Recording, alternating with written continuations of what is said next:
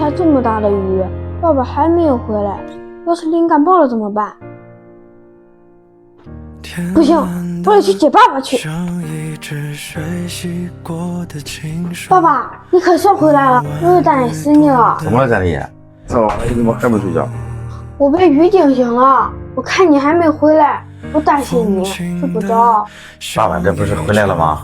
你以后能不能不要加班到这么晚？爸爸这不是想着得给你和弟弟、妈妈一个好的生活吗？可是看你这么累，这么辛苦，我心疼你呀。好，爸爸知道了。爸爸，你看你身上都湿了，你不拿把伞就回来，要淋感冒怎么办？没事，外边就下了点小雨，爸爸怎么会感冒呢？怎么不会感冒？你就知道骗我！爸爸，你赶紧洗一个热水澡，然后再换一件干净的衣服。好，爸爸这就去。又这么晚才回来，渴死了吧？没事。你说没事就没事，过来，赶紧把壳子领给吃了。今天可能是个例外，着凉了哈。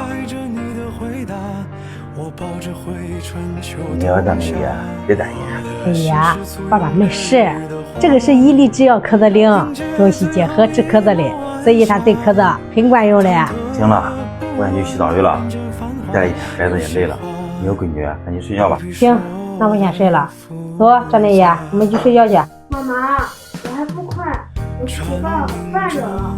好，那你别熬太晚哈。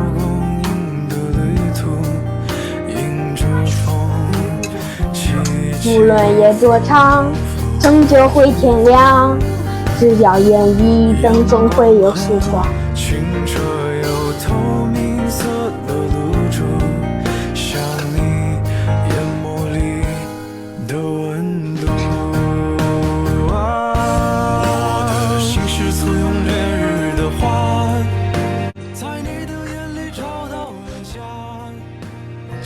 爸爸，你在这个家里其实不用装的那么坚强，我和妈妈永远都是你的后盾，在我们面前，你可以有脆弱的一面，你也可以感冒，就算你生病了，我和妈妈也会把你照顾得很好的。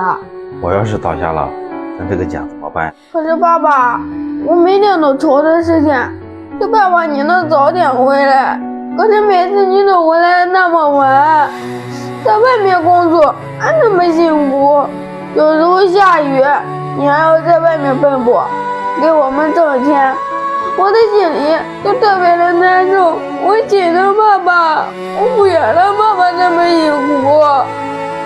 我知道了，妈妈早点回来，先去睡觉吧，太晚了。